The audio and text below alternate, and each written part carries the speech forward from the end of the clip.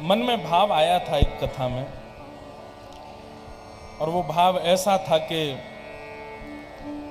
जिस प्रकार हमारे ब्रजमंडल की रज की बड़ी महिमा है, ब्रज की रज प्रणम्य है। कुछ महाराज जी प्रस्थान करेंगे। जय। अच्छा जय। बोलो ददरौआ धाम बालाजी महाराज की, दर्द हरण हनुमान जी की जय।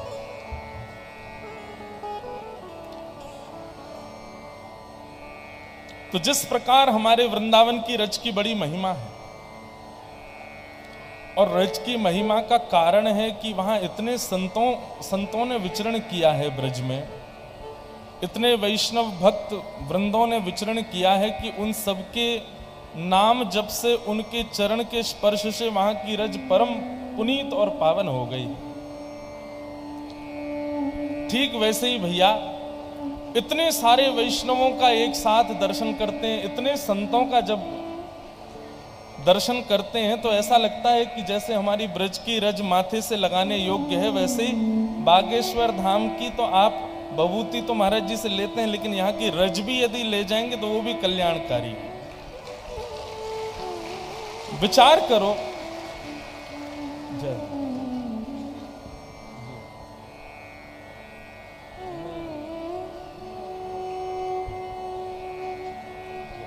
जी जी जी जी। तो आप सब जब यहाँ से जाइएगा ना, तो हम पिछली बार भी महाकुंभ में आए थे एक दिन के लिए, तब ये कह के गए थे मंच से, आज भी कह रहे हैं, थोड़ी थोड़ी यहाँ की रज लेकर के जाइएगा साथ। विचार करो, लाखों की तादाद में वैष्णव राम नाम का उच्चारण करते हुए घूम रहे हैं जिस भूमि पर, इतने संतों का देश के कोने कोने से आगमन हो रहा है जिस भूमि पर, ऐसा अति विष्णु महायज्ञ चल रहा है जिस भूमि पर 24 घंटे वेद मंत्रों का उच्चारण सुनाई दे रहा है। आप जहां भी रुके हैं वहां से कान लगा के सुनेंगे, कुछ ना कुछ आपको भगवत सन्निधि का एक मंत्र, एक सूत्र, एक नाम आपको सुनाई देगा। निश्चित है कि यहाँ की रज अब सामान्य नहीं है, यहाँ की अब कण सामान्य नहीं है, नित्य शीश से लगाने योग्य है। जैसे हमारी ब्रज की रज का कई लोग तिलक लगाते हैं ना, ऐसे ही बागेश्वर धाम पे जिनकी दीक्षा होती है वे लोग ऐसा कर सकते हैं कि यहाँ की रज ले जाएं, नित्य उसका तिलक लगाएं, नित्य उसको अपने शीश पर धारण करें। पूजनीय है, प्रणम्य है, वंदनीय है। तो परमानंद आ रहा है, हम यहाँ कथा सुन रहे हैं। एक विषय अभी मन में आ रहा था, बहुत सारे प्रकल्प हो रहे हैं एक साथ। कल कितने सारे लोगों ने यहाँ पर अपना ब्लड चेक करवा के अपने ग्रुप्स पता किए, जो रिकॉर्ड बन गया, वर्ल्ड रिकॉर्ड हो गया। और एक चीज जो यहाँ हो रही, आज मैं सुबह यज्ञ में गया था, और जब परिक्रमा लगा रहे थे तो यज्ञ कुंड के बाहर हमारे देश के वीर शहीदों के वहां चित्र लगे हैं। उन चित्रों में भारत के सब शहीद विद्यमान हैं। बिल्कुल भी ये विचार नहीं है वहां पर कि केवल हिंदू भाई ही हैं, जो भी हैं वहां पर कई शहीद जो मुस्लिम भाई हैं उनके भी चित्र लगे हैं। कई शहीदों के नाम वहां देखे मैंने। श्रीमद् भागवत में वृत्रासुर का प्रसंग आता है महाराज जी। पूज्य मल्लुपीठ वाले महाराज जी कहते हैं कि हर व्यक्ति को अपने घर में लिखवा लेने चाहिए वो श्लोक जो वृत्रासुर कहते हैं। वृत्रासुर वहां भगवान की स्तुति करने से पहले एक बात कहते हैं, वो इतनी सुनने योग्य बात है। यहां जितने भी वैष्णव बैठे हैं और जितने भी शहीद परिवार के लोग बैठे हैं, बहुत ध्यान से सुनिएगा। श्रीमद् भागवत में वृत्रासुर नाम के एक भक्त हुए। वे युद्ध करने गए देवताओं के साथ, देवताओं के विपक्ष में खड़े थे। जब देवताओं से युद्ध करने के लिए गए तो दैत्यों की सेना लेकर के गए, दैत्यों की सेना वहां से भागने लगी। तब वृत्रासुर ने एक बहुत सुंदर वहां पर ज्ञान उपदेश किया। वृत्रासुर कहते हैं कि भैया तुम लोग डर क्यों रहे हो देवताओं से, तुम लोग यहां से भाग क्यों रहे हो। तब दैत्य कहते हैं भैया ये हमको मार देंगे, हमारी मृत्यु हो जाएगी, हमको तो अभी घर परिवार देखना है, और ठीक है कि हम अपने वंश के लिए लड़ने आए हैं लेकिन मरने तो नहीं आए थे। तो वृत्रासुर वहां पर एक विषय कहते हैं, वो इतना सुंदर है श्रीमद् भागवत जी में,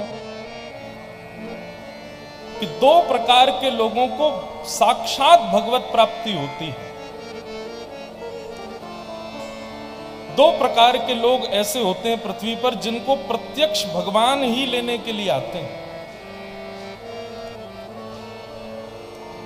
मुक्ति जिसको हम कहते हैं, मुक्ति किनको मिलती है, उनके विषय में कहा जाता है कि जो नाम जापक होते हैं, जिन्होंने जीवन भर भगवान का खूब नाम जप किया, थोड़ा गूंज हो रही है, थोड़ी वो कम कर, जो जीवन भर भगवत स्मरण करते हैं, जीवन भर भगवान का खूब स्मरण करते हैं, उनको मुक्ति मिलती है।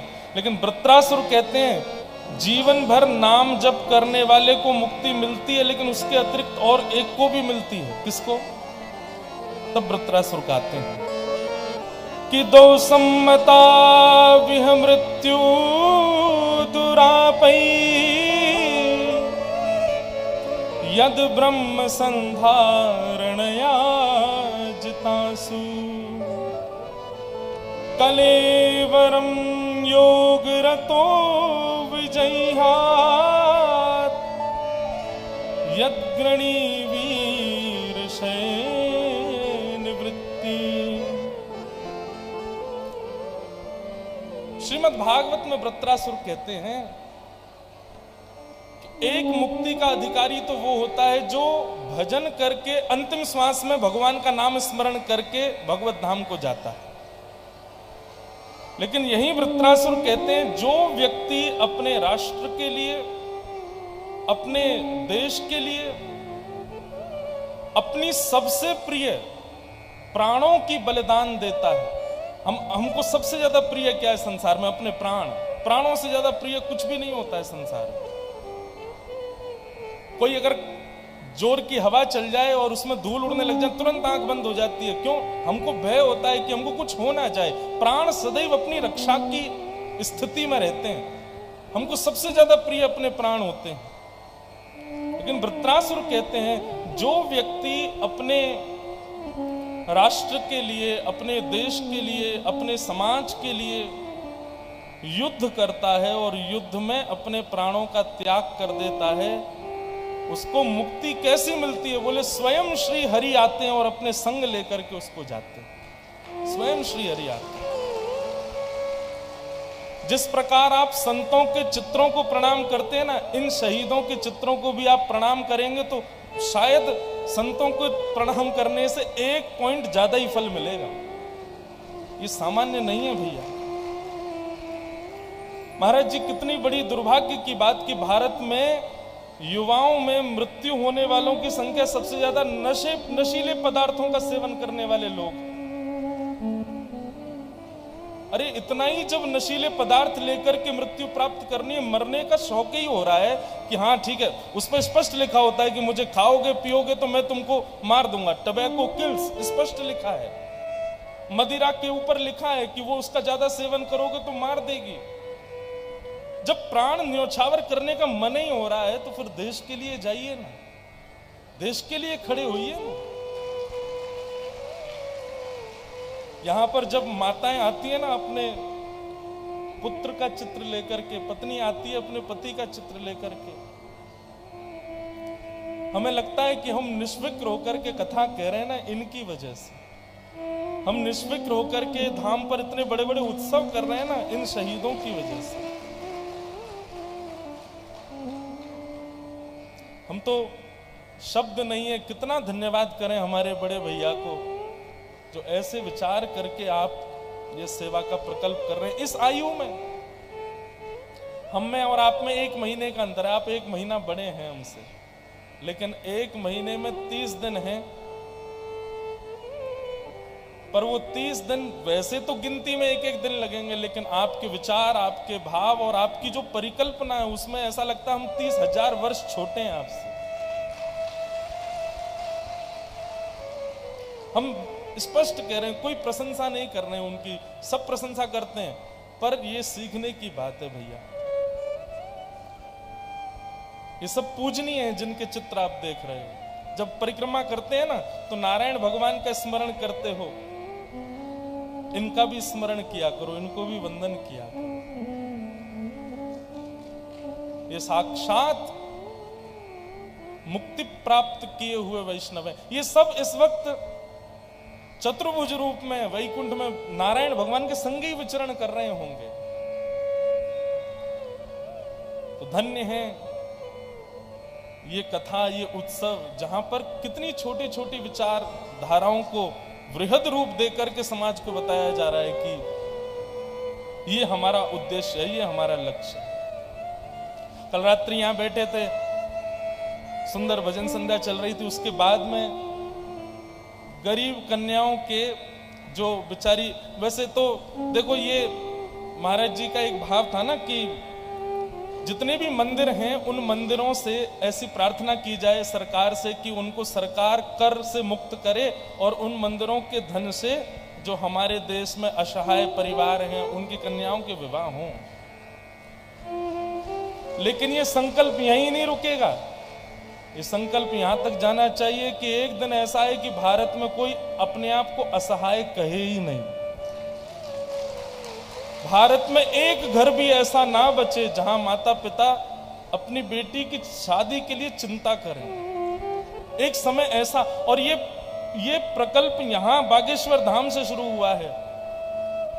पता नहीं हम रहेंगे या नहीं रहेंगे तब तक, लेकिन एक दिन तो महाराज जी आपका ये बोया बीज ऐसा तो करके जाएगा कि भारत में कोई असहाय नहीं होगा। हर परिवार में, हर परिवार की बेटी फले फूले, उसके विवाह के लिए माता पिता चिंता ना करें, खूब बढ़िया से हो, ऐसा हमारा राष्ट्र हो जाए, ऐसा हमारा देश हो जाए। ये उसी के लिए यज्ञ हैं, उसी के लिए कथाएं हैं, उसी के लिए उत्सव हो रहे हैं कि ऐसा हमारा राष्ट्र हो।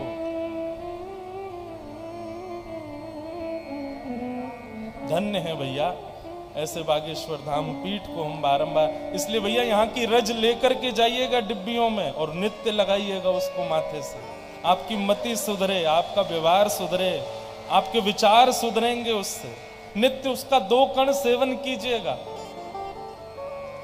ये परम पावन है, ये परम पुनीत है। बारंबार वंदन करते हैं। आज कथा का 3य दिवस है और कल कथा में जन्मोत्सव है। ठाकुर जी पधारेंगे कल। नंद घरानंद भयो जय कन्हैया। और कल हमारे नंद बाबा बनेंगे पूज्य महाराज जी, हैं नंद बाबा के रूप में। बताओ, बिना ब्याहे तो 155 कन्याओं के पिताजी बन गए और युवावस्था में ही नंद बाबा बन जाएंगे कल।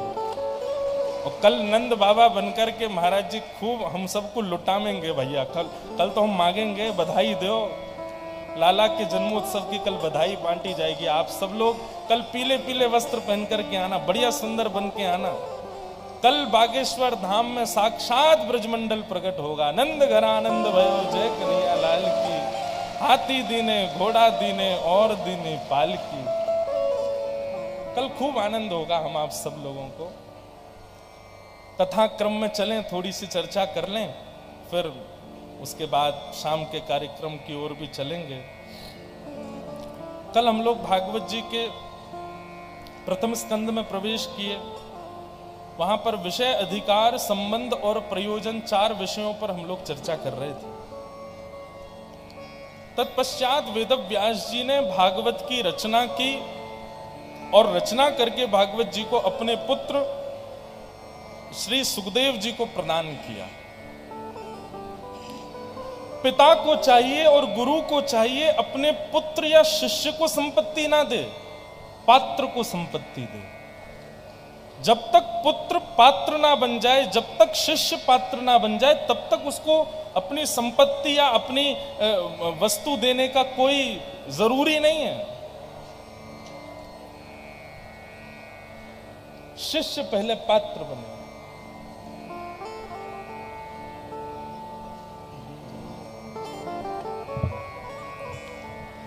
तो हम क्या कह रहे थे? पिता को चाहिए, गुरु को चाहिए कि पुत्र को पहले पात्र बनावे, और जब पुत्र पात्र बन जाए तब उसको अपनी संपत्ति प्रदान करे। एक बार एक गुरुजी थे, उनकी आयु काफी हो गई थी, तो सब लोग बोलने लगे, महाराज जी आपका उत्तराधिकारी कौन होगा, आप अपना उत्तराधिकारी घोषित कर दो। तो महाराज जी ने 2 शिष्यों को बुलाया जो उनके प्रिय थे। उन शिष्यों को बुला करके एक एक मुट्ठी चना दे दिए। बोले जो 3 वर्ष बाद इन चनों को मुझे वापस करेगा, मैं उसको उत्तराधिकारी बनाऊंगा। तो एक शिष्य ने तो अपनी जटा में बांध लिया चनों को, और एक शिष्य ने जाकर के बो दिया। और 3 वर्ष बाद जब गुरुजी की सभा में उपस्थित हुए तो एक शिष्य ने जटा खोली। बोले लीजिए गुरुजी, आपने जो चना दिए थे वो ये रखे। दुर्गंध आ रही थी, सड़ गए थे, बेकार हो गए थे, बर्बाद हो गए। तो गुरुजी ने डांटा, बोले भागो यहां से, क्या पूरे आश्रम में बदबू कर रखी है। बोले आपने ही तो कहा था 3 वर्ष बाद हमको हमारे चने वापस करना। दूसरे शिष्य ने आकर के कहा, बोले गुरुदेव आपके द्वारा दिए गए चने में भीतर नहीं ला सकता, आप बाहर चलो। बाहर चल करके जब गुरुजी ने देखा तो बैलगाड़ियों में भरे हुए चने रखे थे, अनेक बैलगाड़ियों में। बोले आपने एक मुट्ठी चने दिए, मैंने बो दिए, उनसे जो हुए उनको बो दिया, और महाराज इतने चने हो गए 3 वर्ष में, ये आपके द्वारा दी हुई पूंजी है। ये बात हम क्यों कह रहे हैं? गुरु जितना बतावे केवल उतना पालन नहीं करना है। गुरु जो कहे, जो बतावे, उसका विस्तार करना ये शिष्य का धर्म होता है। उसको विस्तृत करना ये शिष्य का धर्म होता है। आज महाराज जी आपको राम नाम दीक्षा देते होंगे, अपने संप्रदाय में आप सब लोग दीक्षित होते हैं। महाराज जी कई सारे नियम बताते हैं आप लोगों को, ऐसा करो, ये ऐसे रहना चाहिए, ये नहीं खाना है, ये नहीं पीना है, ऐसे रहना है, आदि आदि सब भाग आपको चाहिए उसका पालन करे। ये तो हो गया सामान्य शिष्य का लक्षण, लेकिन उस सुनी हुई बात का विस्तार करके उसका अतिशय अपनी ओर से भी उसका पालन करे, ये शिष्य का लक्षण होना चाहिए।